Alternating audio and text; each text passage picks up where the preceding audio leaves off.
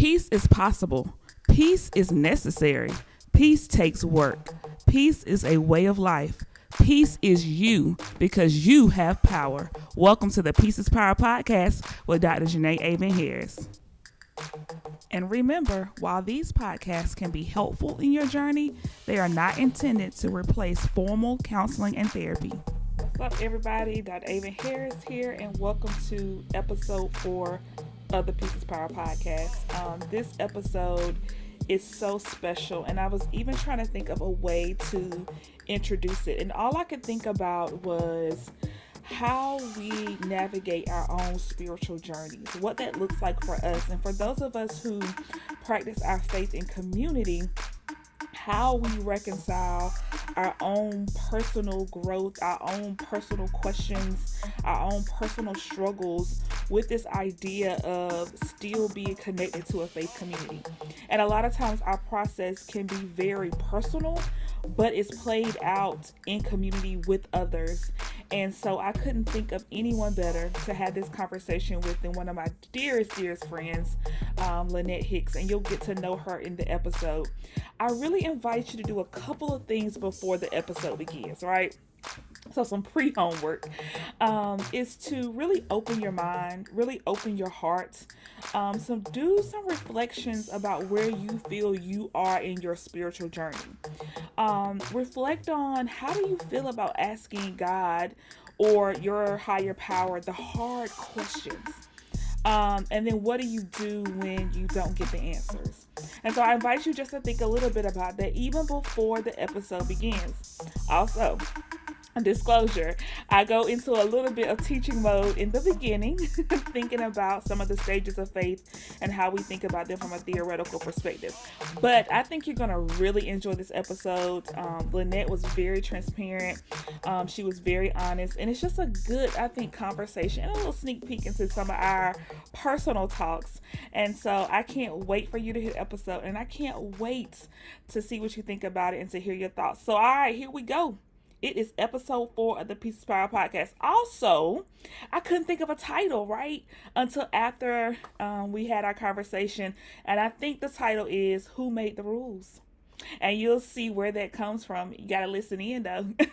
All right, here we go. Episode 4, Peace is Power podcast. Who Made the Rules? Hey everybody, welcome to the Peace is Power podcast with Dr. Janae Avon Harris. We are on episode number 4. So I'm super excited about this episode. And I'm much more excited, I think, about my guest. I'm going to let her introduce herself, and I'll tell you a little bit about why I asked her to be on this episode.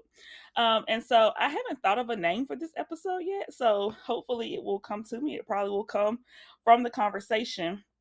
But last episode, I talked a lot about authenticity. And if you remember, if you listen to the episode, I talked about one of my friends who I felt like was one of the most authentic people that I knew. And so I didn't name her in that episode. I kept her identity closed. But then I asked her to come on the podcast. So I get to reveal who she is. But this episode, yes, her name is Lynette, and she's going to tell you all about herself. This episode is really special because I think it's an opportunity for you all to get a glimpse into maybe some of our like text conversations, our processes that we have just as friends in talking about some of this. And so, my whole platform, or whatever you want to call it, is about how we integrate our faith and our mental health. And I think if we think about authenticity, really having honest conversations about our spiritual growth and development is one of those things that we have to do. And I'm a critical thinker. Lynette's a critical thinker. And so part of this is just as us having conversations and asking questions.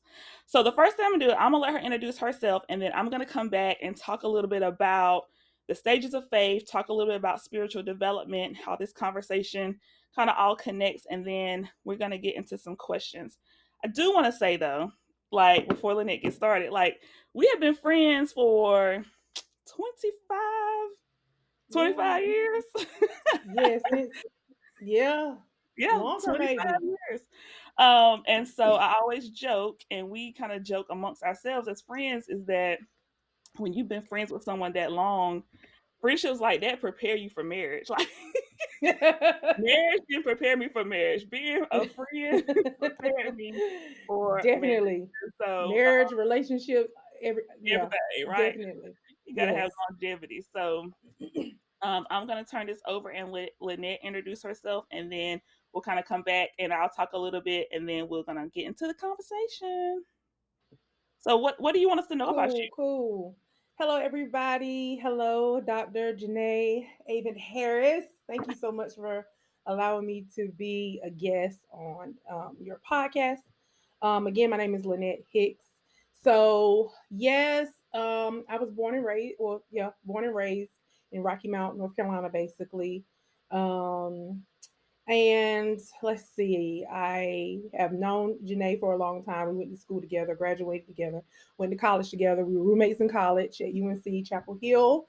And so I graduated from there with communication disorders, a bachelor's in communication disorders. And I went on to North Carolina Central University to get my master's for speech therapy. So I'm a speech therapist, and I have been a speech therapist for 11 years. And I thought about that the other day for a long Yeah. time.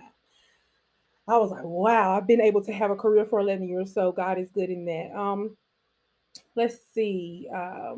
Family wise, pretty solid family background. Older sister, nieces, cousins, aunts, uncles, mom, dad. I grew up in the house with mom and dad. I was always in church, raised in church. And I've been a minister now for 7 years. I've been an elder for 5 years, ordained at Truth Tabernacle Ministries, Bishop Haywood Parker and co-pastor Wanda Frazier Parker. And let's see, I am a lover of, let's see, dance. I love history. I love writing. I love words, like great words, like quotes that just speak to you. Probably because I love writing. I like to read. I am when Janae asked me to say what I would like for everyone to know about me, I'm just like, oh, I don't know.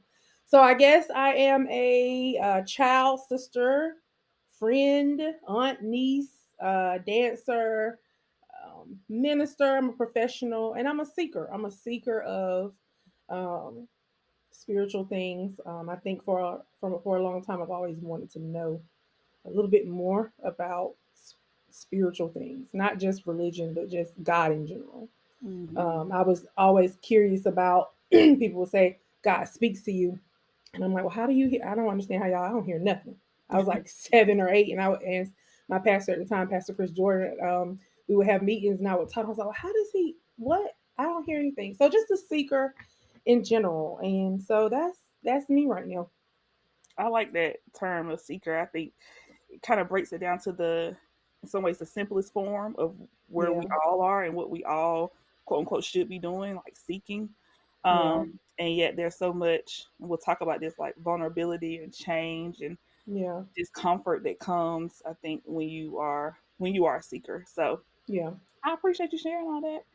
Okay, so Absolutely. if y'all can indulge me a little bit, I'm gonna put on my teacher researcher hat. So we have what we call in research in counseling stages of faith. And Fowler is a theologian, a theorist that we kind of lean on a little bit or a lot, I think, and I've leaned on him a lot in my work. And he really talks about the stages of faith and he describes them and breaks them down according to age. So as you can imagine, the early stages of faith are really, when you're a baby, just kind of learning to trust. And so you see your caregiver in terms of that's who you have faith in, right? That they're going to take care of you. Those like fundamental hierarchy of needs. And then as you move through life, you begin to understand abstract a little bit. And it's so interesting because when you get around adolescence, teenage years is when you really start making your ideas about what's right and what's wrong. And if you think about it, that's why youth ministry, youth group is so popular and so big, is because you're at that stage where you're making sense of, or you're trying to make sense of, this is right, this is wrong, this is what I believe. But it's still a lot based on what you've been taught and what you've been exposed to. You get around, this is why I love college counseling, because you get around early young adulthood and you start saying, all right, like I know what I was taught, but what do I believe? And so you start unlearning and learning some things and making sense of, these are the beliefs that I have. These are the beliefs that I own. And then ultimately, he talks about the highest stage of faith. The highest stage of faith development is the ability to know what you believe and yet at the same time have deep compassion and understanding of other people's beliefs from around the world. Not just tolerance, but a deep compassion and understanding of humanity. And when Fowler writes, he gives examples of people like Mother Teresa and Gandhi as having reached that last stage of faith, because a lot of people don't reach that stage, right? And when I first started learning, I used to think about it that way, like very abstract, like, yeah, you got to be Gandhi. But then I was like, wait a minute, I know people who are in so many ways seeking, to use your word, that stage of faith, or seeking to be there, and are there. And so Yeah. I thought about you, Lynette, and I was like, I would love for you to come on and just share with us a little bit about your process and the fact that we share the identity of being church girls and what it's like to be a seeker and a church girl, which Very interesting. oftentimes you think they would go hand in hand, but they don't. No. And so not only you're a church girl, but you're a listener. And so I can imagine that that creates its own set of nuances. So that's kind of some background. So thank y'all for indulging me. If you want to learn a little bit more about Fowler, you can check out his theories, and there's some other ones, but that's just one I kind of lean on. So I want to get started though. So how would you, Lynette, describe your own personal journey in growing your faith and growing your spiritual development? What has that looked like for you? um, as I said before, I've been in church all my life, all my life. So I would say my spiritual development and my journey for that probably was at the very beginning was pretty standard, Mm-hmm. like a pretty standard church girl growth, I guess. And I say pretty standard because I started in church. I got baptized when I was like, I barely remember. I was like 5. I got baptized. My mom's idea of faith is, she wanted to give me as much information so that she always says it, so that when I became an adult, I could make an informed decision on my own about religion, faith, what I believed, and all of that. Um, so pretty standard in my journey. It's been developing since I was a young child. Like I said, I was always in church and always wondered about this God that they talked about, Jesus that they preached about. I always was like wondering, wanting to know a little bit more, like the history behind it, the truth behind it. And I guess really at that beginning stage of faith that you just talked about when you talked about Fowler, I was accepting of everything that they said, everything. I was like, oh, this, and I canceled out everything else, canceled out all other religions, all other thoughts about who or what God was. And I was really, yeah, there. I mean, gun ho. So, and then I always knew that I would eventually be in ministry. I did not know how that looked, but I always felt the call. That's how I know it was a call, because I always felt it. People ask you to explain it, but you can't really explain it. It really is a feeling. So, um, that's where I was. That's kind of my development. I don't Well, know if I answered that question or if there are other steps you want to know about. no, I was just gonna say, like, I'm always interested when people say they're called, like, how did you know? But what I hear you saying is like you can't really explain it. Because for me, I'm so in some ways like I'm not concrete at all. But when it comes to things like that, I'm like, was it a dream? Like, did Hmm. you Hmm. hear the voice? Like, what?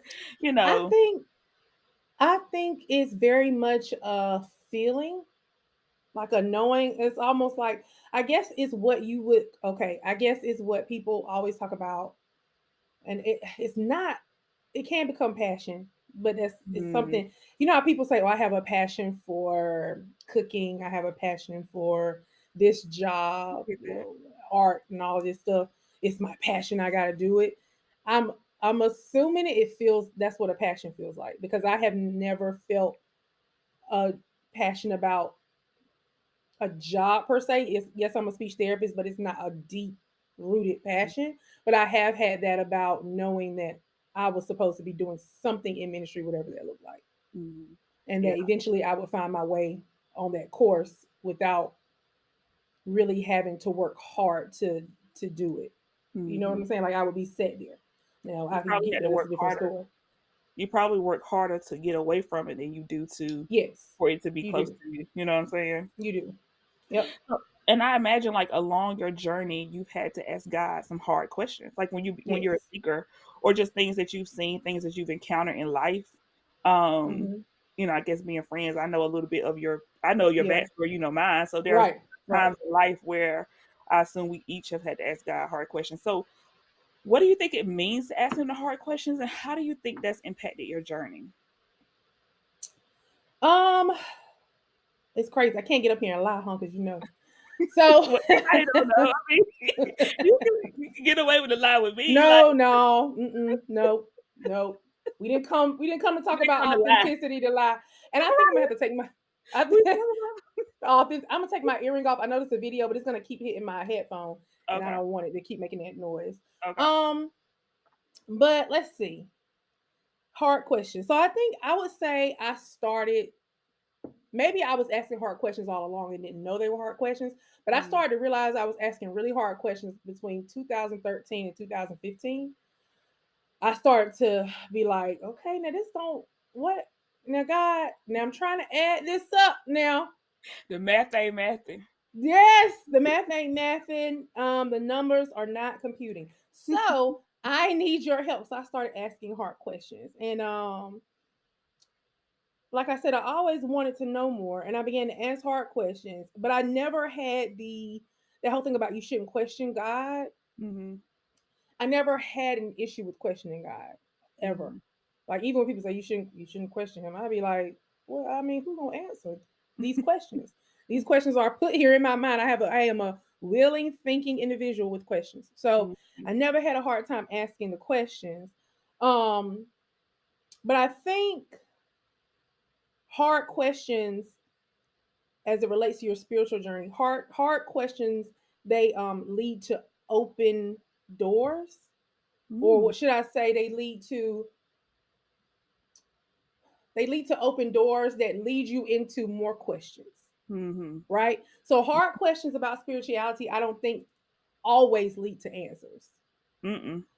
So they Mm. lead to more questions. I kind of have some notes here too. I keep looking down, but they lead to more questions. And I think then those questions they may lead to some answers, but then you get more questions. So you go, okay, I Mhm. got some answers, but then you get more questions. And you go to those questions, then you get some answers, but more questions, right?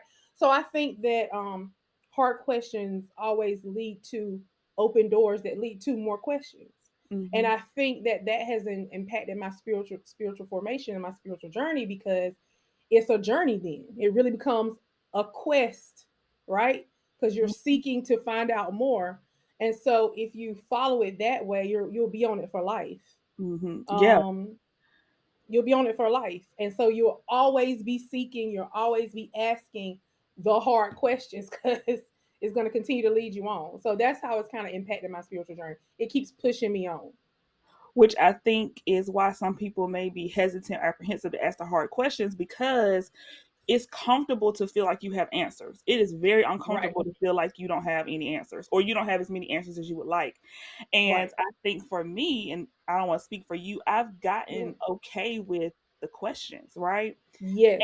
But other people are uncomfortable with me having questions. And it's so funny Yes. because people they ask Tevis, they ask other people like, is Janae all right? Like, you know, is she saved? Like, Yes. what religion is she?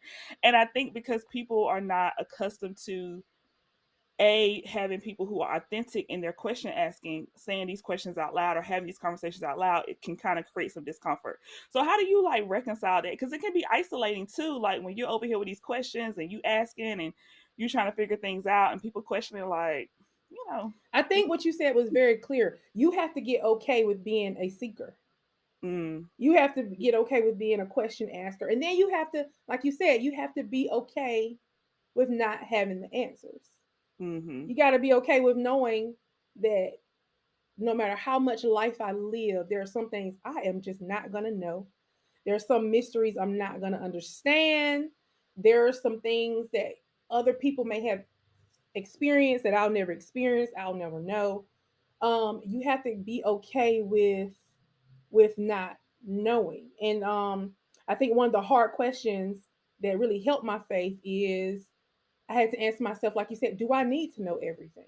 Like, do I Mm, need, in order to have, to be on this journey, do I need to know everything right now? mm, And that's a tricky thing, because then you're like, if you don't need to know everything, and for me, I'm a person of, I don't do well with uncertainty. me either. Uncertainty and not knowing, especially about things that you really care about, Hmm. family, church, career, jobs, relationships, whatever, it leads to a large amount of anxiety when you don't know. Hmm. But then you have to be okay with the uncertainty and saying, um, I don't know. And it can be isolating. And I've had people, not they don't who they said it to me very caringly, like they care. And they said it to other people like, I'm praying for Lynette. I'm praying for Lynette. I'm praying for Lynette. She's struggling. She's struggling in her faith. I can just see her struggling. And what I would say to that is, I'm not struggling. I'm Right. wrestling. And I've said that Mm, before. And it's more of a, I'm wrestling with it, because if it was a struggle, I would be bumping up against it. But more of a wrestle is, I'm trying to untangle. I'm trying to mm, understand, because so I can get stronger with it. You know mm, what I'm saying? When you wrestle with something, you have to hold on to it, mm, right? So when I wrestle with it, I'm holding on to it tightly, but I'm trying to figure out, okay, God, how do I reconcile my spirituality, my faith, my life as a church girl, mm, knowing X, Y, and Z is right based on what I've heard in church, but now knowing how I feel having lived life, having experienced God in different ways. So, you just won't got to be life okay teach with you? people. Won't What life life teach teach? Life will teach you, you? Life will and teach. what other life will teach you, and what other people may not understand about your journey. So Right. that's that authentic thing, and knowing who you are. You got to be okay with people not understanding, and you got to be able to be like, well, okay, Hmm. that's all right. And it's so interesting. I think one of the most, there are moments I feel like in my faith journey, even as they were happening, I didn't understand they were like pivotal moments. But when I look back on it, so when I studied abroad, I took my students abroad to Belize. Mm-hmm. We were talking to one of the women. I think she was in the Mayan village, and I'll never forget. Her daughter had epilepsy, and she was Mm-hmm. telling me about her daughter having epilepsy, and she was like, the last time she had a really big seizure, she was getting off the bus, and she said this next line so smoothly and calmly. It was like it wasn't even a thought for her. She said, Mm-hmm. "I called the shaman and the priest, and we all came together." And I stopped her, and I was like, "So how would you identify?" She was like, "I'm Christian." And I was like, and you called a and like for her, it was just she had so integrated her culture and her faith in such a way. Now, where we from, child, if you call the shaman, Yeah, like you ain't calling the shaman and the priest. and the way she was like, of course I would call both. And looking back on that, like that has been one of the most, I think, for me, powerful moments of what does it look like to, like you say, apart from all this religious stuff that I've been taught, what does it look like for me to walk out my spirituality? And Mm-hmm. so what are some moments or a moment that you have had that has been like you noticed a shift, you noticed something change, it was a catalyst? Um, so I think for me, it was honestly being around and getting close with people who live different other lifestyles, Mm, having close friends in the um, LGBTQ, community, having close friends there, having close friends who um, parents or family may be um, Islamic, may different people who may be Buddhist, having people with different spiritual practices and who believe different things and live different ways, but may still believe the way I believe. Growing up and being around that, so going to college, you know mhm, what I'm saying? mhm, When you're immersed in a whole different um, community of diverse people, right? And then also, then after graduating, going to different conferences, Christian conferences about with people who are not only believers but also in the academic world, and Mm-hmm. then seeing how they were like they believed and how they wrestled with their faith as it relates to scholarship and the academic world and all of that, but how they were less judgmental and they knew more, I guess you could say. Right. You know what I'm Right. saying? They knew more, but they could be less judgmental. And so I think that was the catalyst for me. And I remember I went to an FTE conference, um, which is the Forum for Theological Education, that they hold for young ministers and leaders before you turn 30.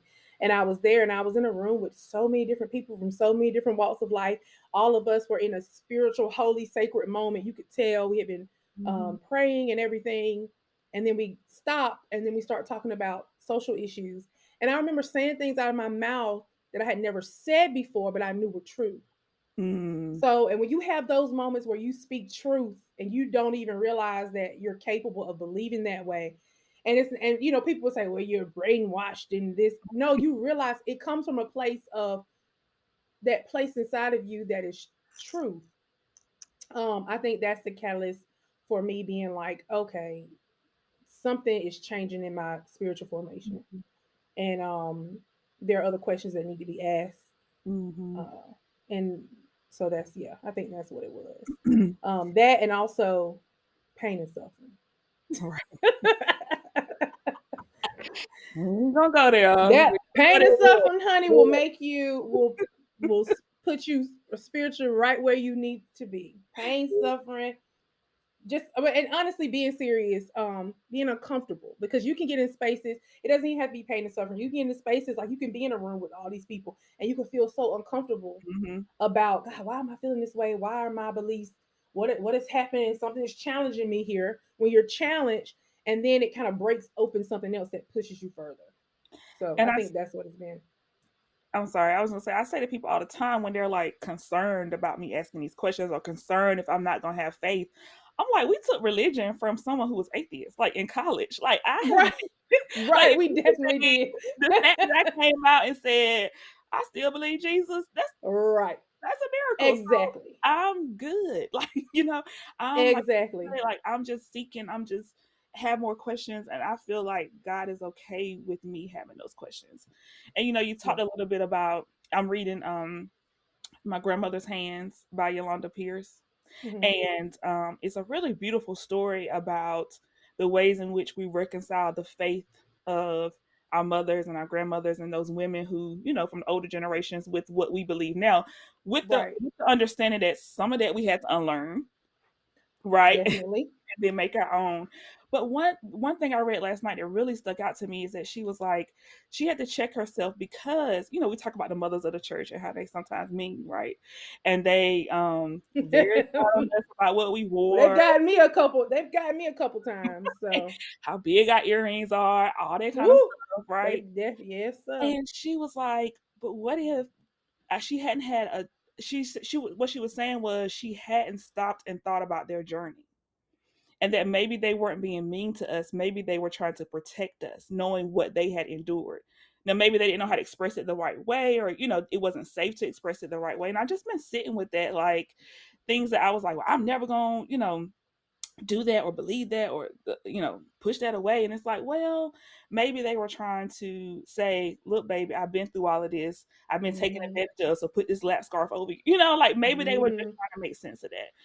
And Right. so I think part of the spiritual journey is reconciling, the foundation we were built on and then Right. what we want to make sense of now. So how do you do that? I mean, but I think you had a head start because you talked about your mom was like, hey, I want to give you all this information so you can make sense of things the way you need to make sense of things. And that's one thing I gotta give my mom credit for. Like my and I keep saying my mom. I was raised with my mom and my dad. And my dad really wasn't like in church like that. Like he had his own faith. He would go sometimes, but he was, on Sundays he would sleep.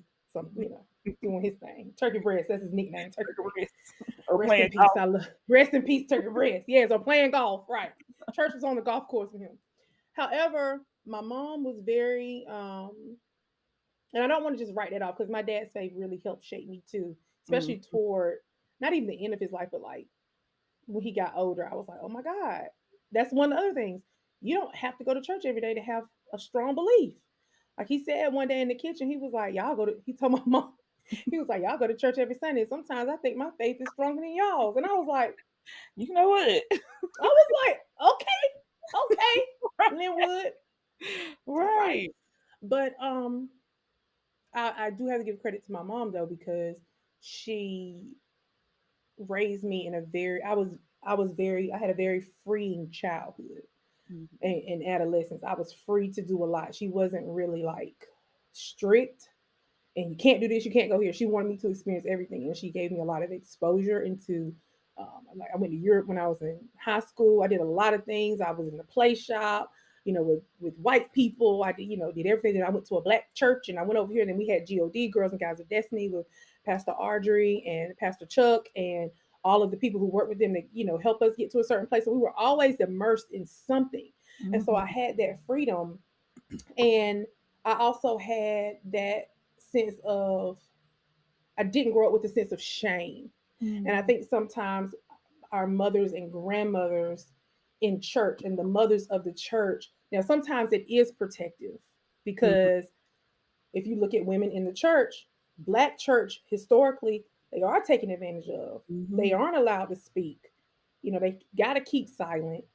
They are, molested and it's a lot of abuse going that went on. So there is a lot of protection there. But then sometimes with that too comes shame. And so a lot of them grew up with a lot of shame. And so when you grow up in shame, when you see other young women who are free, it's almost like a cuss word to you. You Mm. see what I'm saying? Oh yeah.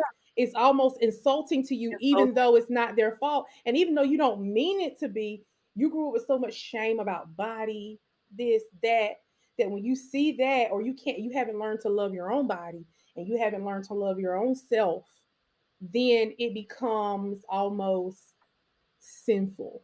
Mm-hmm. You know what I'm saying? So yes, I do believe, let me be clear, that there's a certain way to dress in certain spaces.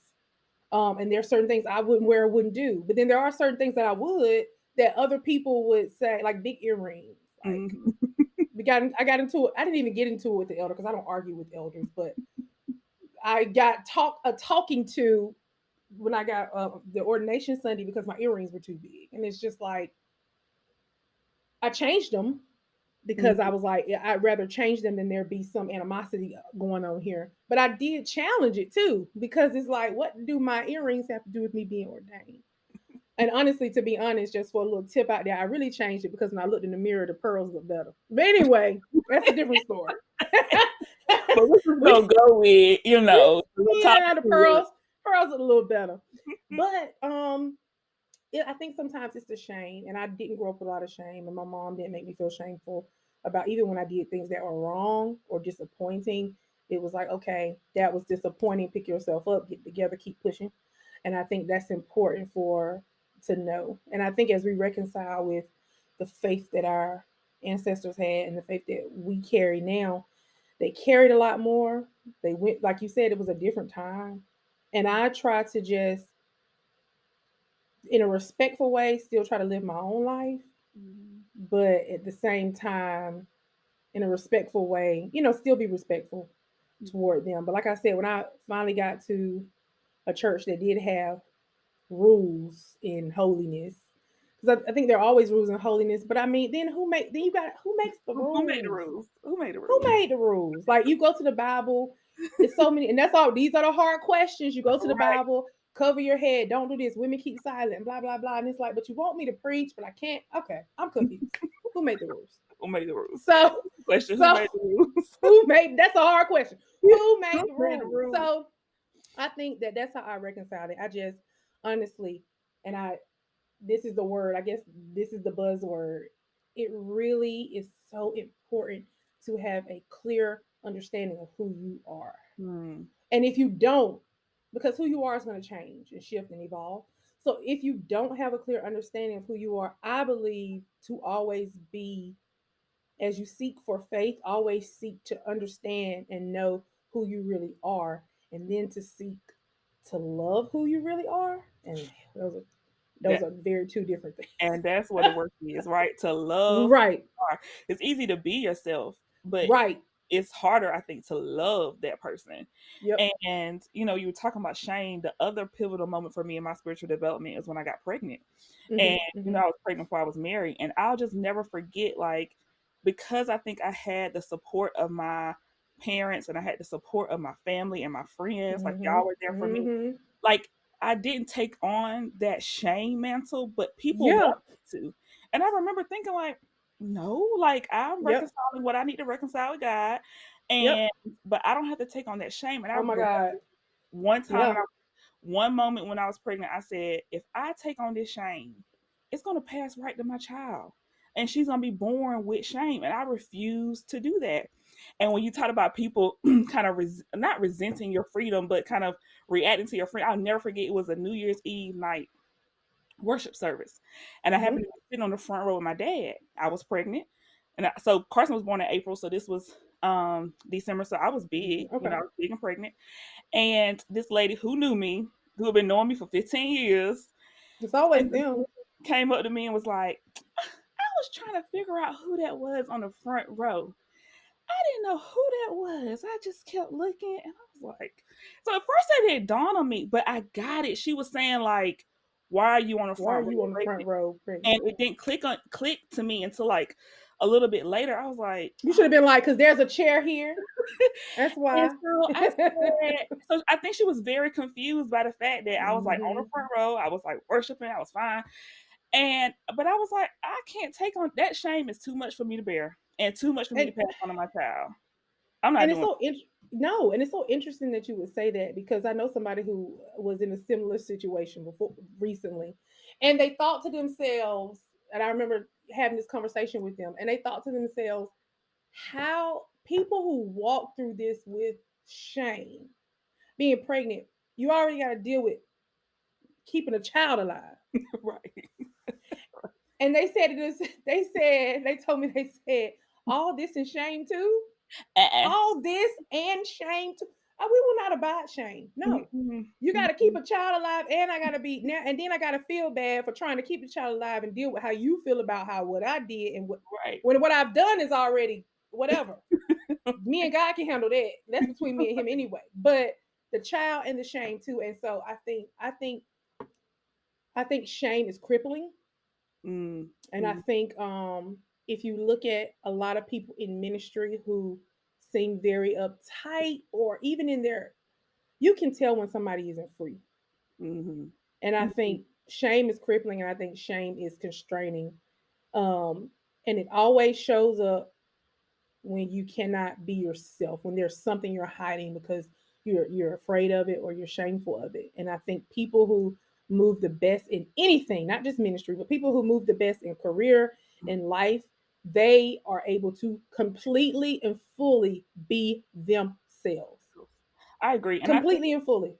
and like, we don't use the term haters. Like, that's, Right, right, right. No, we no, don't no. talk like that. Because who cares about But I do that? think that there are people who look at you, and I can say this as your friend, who have a reaction to you because you show up so authentic. Like, you're gonna come, you preach in big earrings, like you dress really fly, like you're not gonna come like, looking old fashioned. I don't know another word, but that's just Old fashioned. like, I'm not gonna show up looking like you would want me to look as a pre black woman preacher in the preacher, church. right? Like, Stereotypically. Right. right. You might have braids. You might have bundles. Like, we never know what we're You gonna never get. And so I don't be think your specific. authenticity sometimes causes a reaction from other people.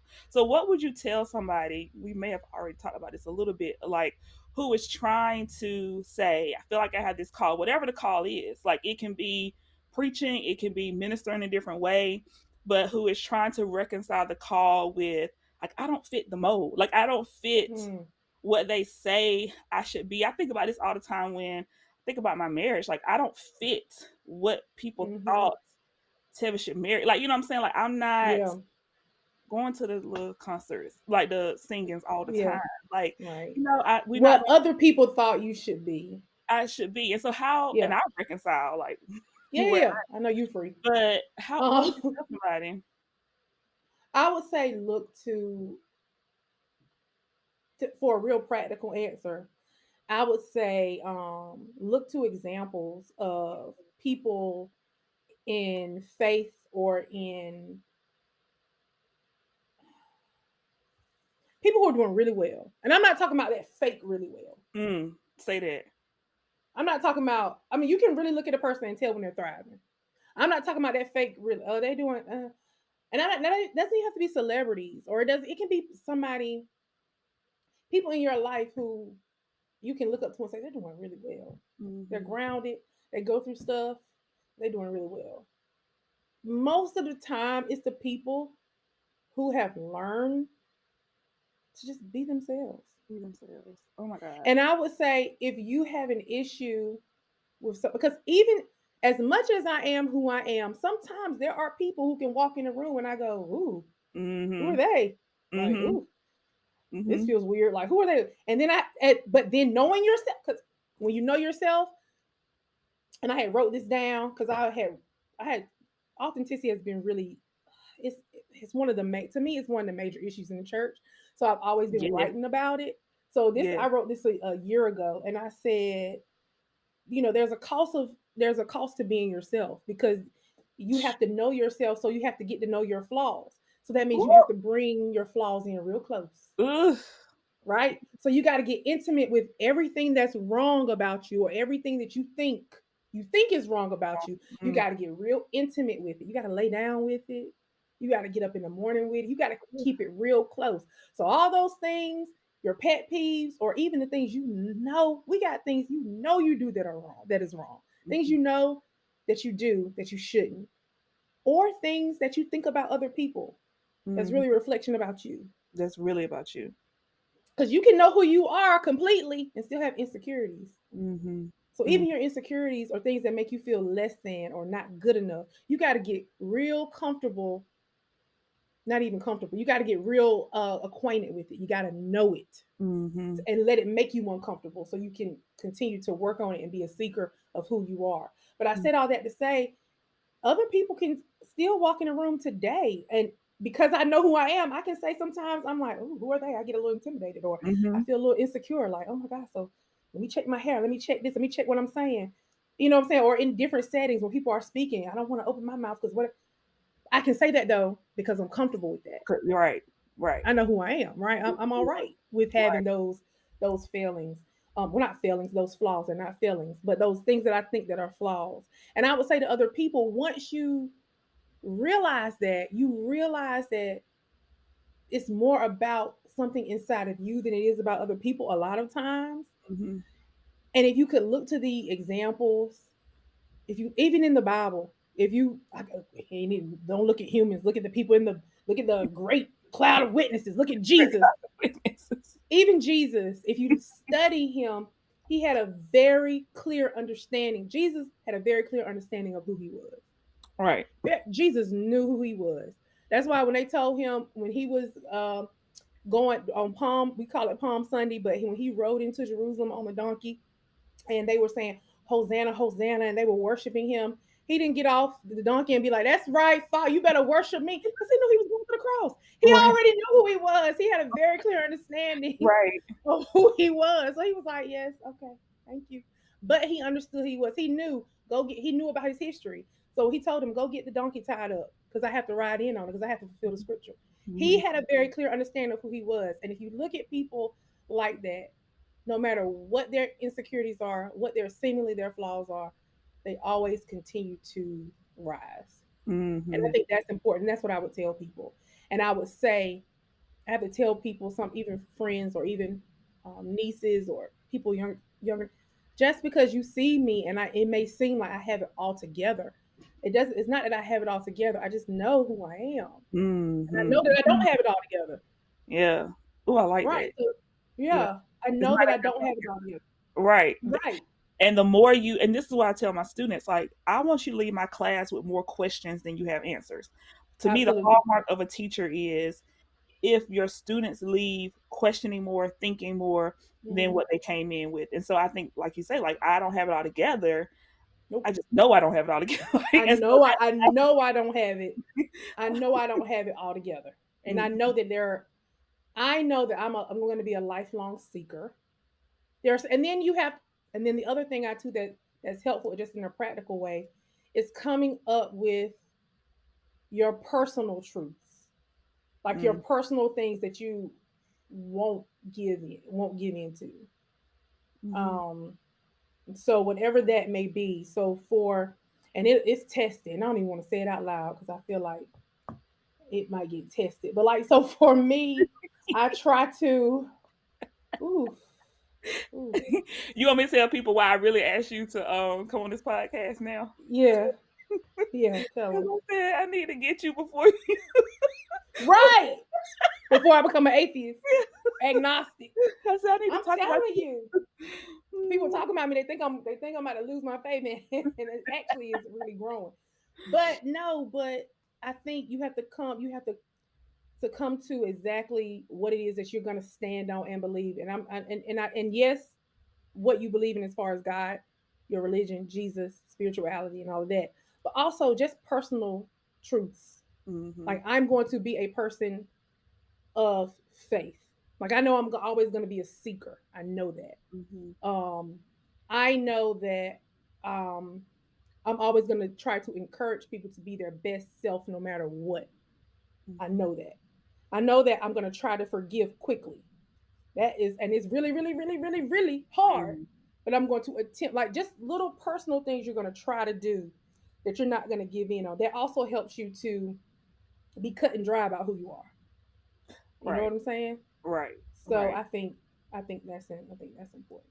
Which I think helps your mental health. I think that when Yes. you are clear about, these are these are the things I believe. These are the non-negotiables about my life.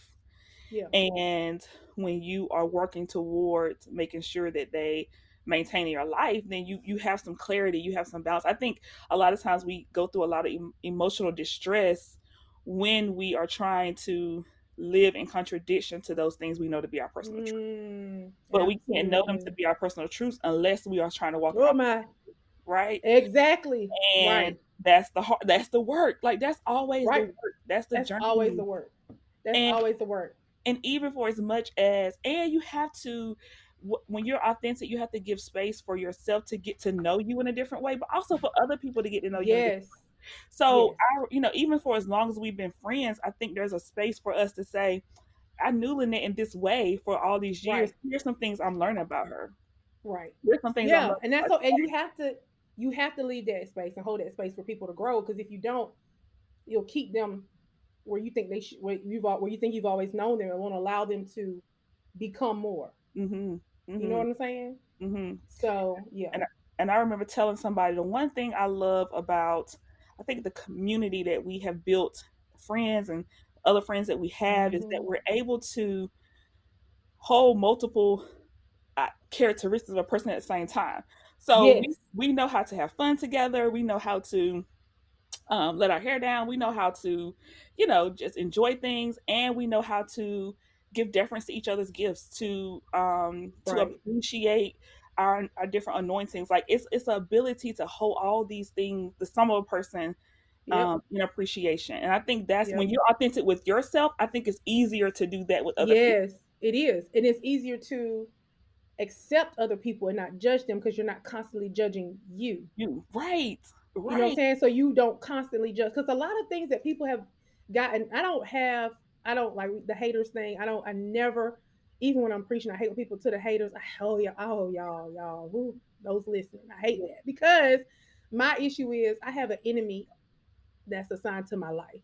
You see what I'm saying? Mhm. I really do believe in warfare, spiritual warfare, and I have an enemy assigned to my life, so I can't stop to take a break for the haters. You know what I'm saying? I Right. can't even focus on that.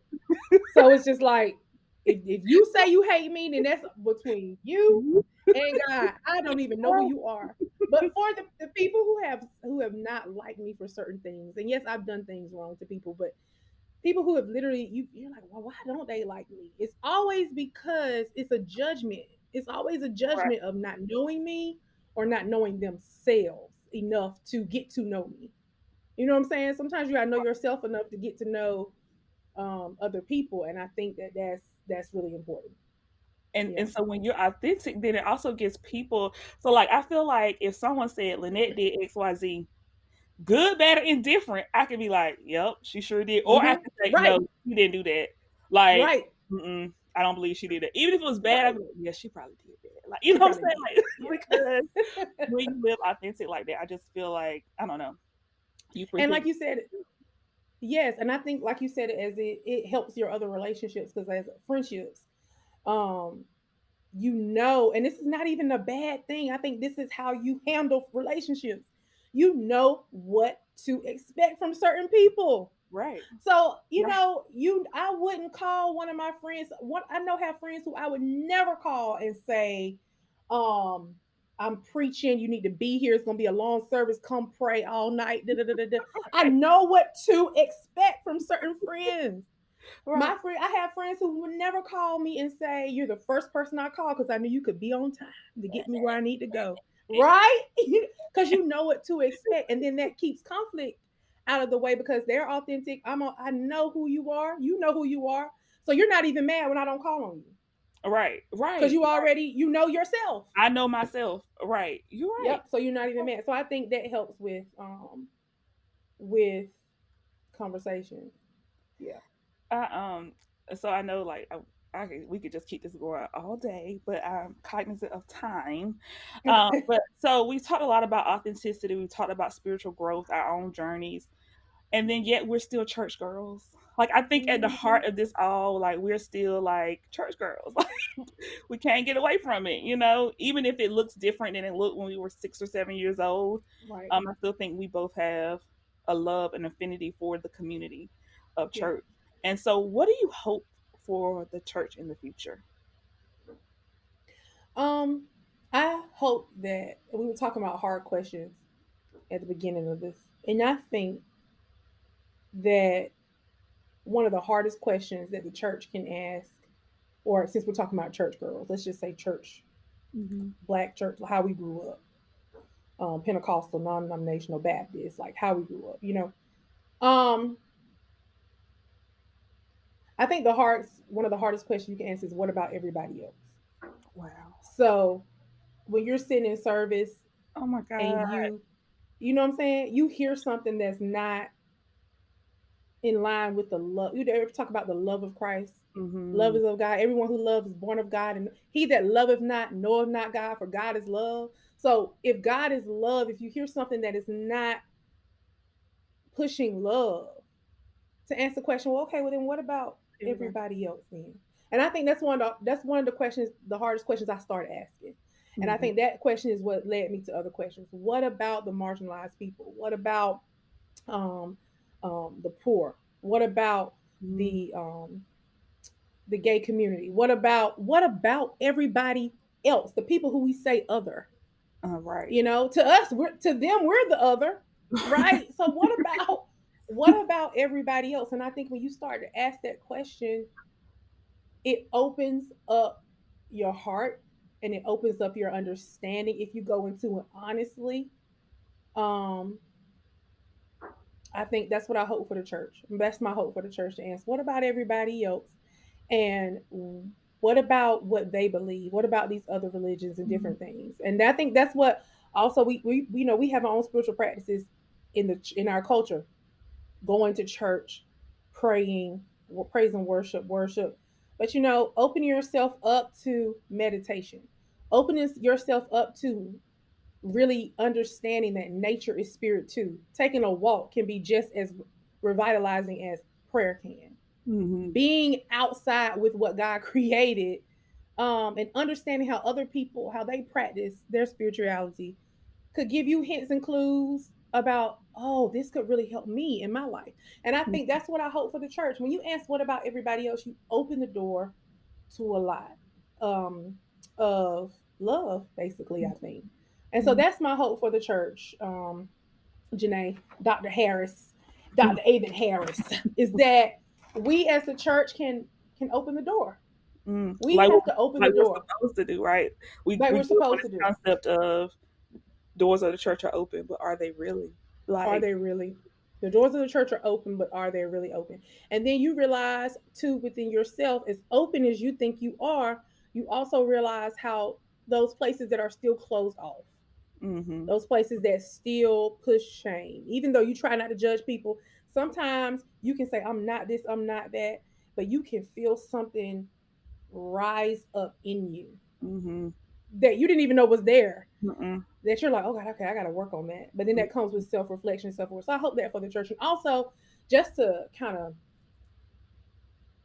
give a quote, Brene Brown said, and I know you love Brene Brown, and I love her and her all her studies and all her research.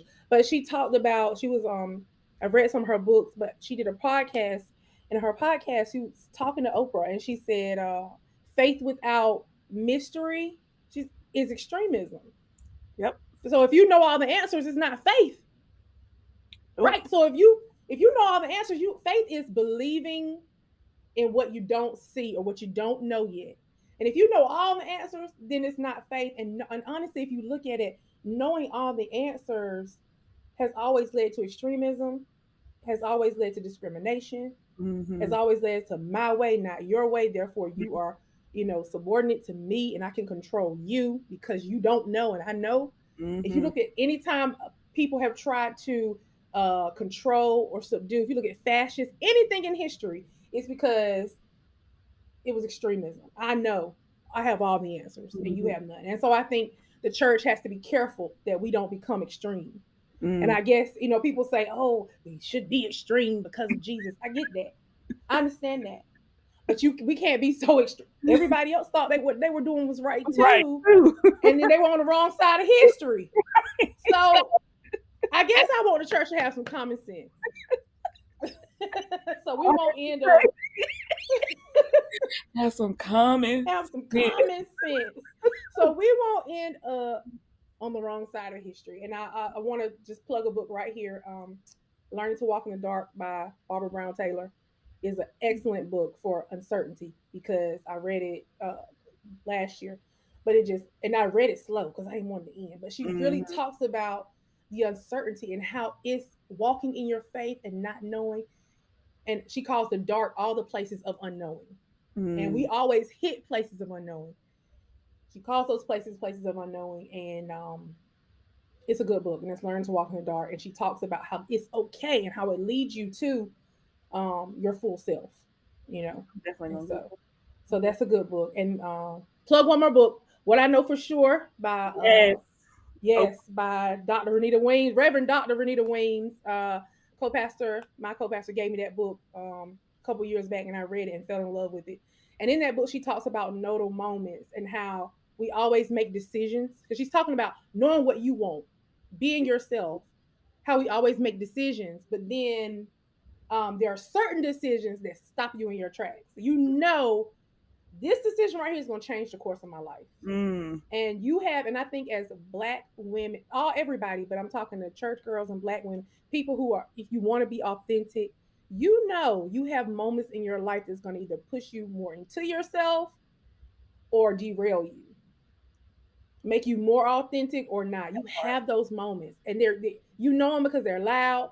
Everything stops. It can be about anything, but it could be about what sweater should I wear today. When those moments come up, it's like this is a pivotal moment in my life, and so that book is really helpful too about in being authentic. And it's amazing to me. I just want to say, I know we're done, but how this uncertainty, this being okay with uncertainty, is so key in authenticity too, of something so concrete that's so you want to be so sure in. Right. So, Right. It's like the irony. It all comes back yep, to the irony of it all. yep. um, It always come back. So it all comes back to those questions. So yeah, so I have one more question. This is what I ask sure. all my guests. Because the podcast is called Peace is Power. Yes, and I have my Pieces Power shirt Yes. on. Can't really see www.averyharris.com. Pieces Power. Okay, Yes. you can get yours where she just said it. But what does peace mean to you? hmm. I think I deal so much now in my adult life. I didn't have it when I was little. I was talking to my therapist. Get a therapist. I was talking to my therapist That was my little plug for a therapist. Y'all get a therapist. I was talking to my therapist last week, and I said I have so much anxiety in my adult life that I Mm. don't remember ever feeling ever in my childhood and even in my adolescence. Oh my God, wake up nervous, Right. fearful, just because I woke up. No, but so I would have to say to go along with what we've been talking about. Peace is being clear about who you are, even in uncertainty. I think that's Mhm. peace. Oh my gosh. I think peace is being clear about who you are. You might not be have it might be sometimes it's a struggle to live it fully Mm. because we're always working through, we're always doing the work. But I think peace is having that, okay, but I know who I am and I know I'm working toward it. I know who I need to be, even if I'm not like in uncertainty and being okay in uncertain moments. And that's very hard. It's very hard. Moments of not knowing when things are upside down, and not, or it's really hard. So just being able to be okay. And it's something else that I wrote that I kind of want to read. And I think this is piece two. Um, when it talks about uncertainty and not knowing. And I wrote this October 2nd, 2021. But I think this is piece. And it says, I'm brave enough to accept what I'll never be, never have, and never do. Wow. But I'm fearless enough to be who I am, have what I need, and do all that I can. And I think that's a good place of peace to be. To understand, I'm brave enough I'm not going to be there. I'm not going to have that. That ain't for me. But I'm also, then you have to have that same courage to say, but I'm going to reach for what's mine. I'm going to reach for who I need to be. And I'm going to reach for Mm. uh, all that I can be and all that I can do. So, I yeah. love that. Like I think I'm Yeah. just processing it in my head right now, even thinking about like my own life and Yeah. so I won't belabor the point, but I really No, love but it. it's very, it takes a lot of Yeah. I mean, just courage to kind of let go of what you can't be. hit me a little hard. Yeah. To let Yeah. go what you can't be of what you can't be and I'll never be that. Mm-hmm. Mm, That takes that's it. Yeah. mm. I'm working through everybody who listens, I'm working through it too. Because hey, we ain't there. Listen, I say every episode, this is me processing out loud. Like, Yes. or some stuff I post, I'm like, I ain't Right. achieved that. I'm just working through that. It's probably what I I'm just left on my working therapy through it. session thinking about or something. Hello. Yes. Trying to accept Mm. ourselves. Yeah. But so I just want to thank you. I knew this was, well, I thought this would be good, but it has definitely exceeded my expectations. Yes, I it's appreciate been so you. much fun. Um, Was so excited. I'm so proud of you for thank you. walking in this moment. This is your moment, and Oh I'm my, really proud of you. No, the momentum is moving. Bishop said to us, sometimes the momentum is moving your direction, mm, and the momentum is moving in your direction. And so I'm on board. I'm excited, and I'm glad to be a part of it. And if you ever need me again, I'm here. I think people are gonna want a part two, so I might be calling on you. But thank you so much to Lynette. And I encourage all of you to just really process what she just said, process that little nugget that she just gave us. And thank you for tuning in. And I will talk to y'all on the next episode. Thanks, Lynette.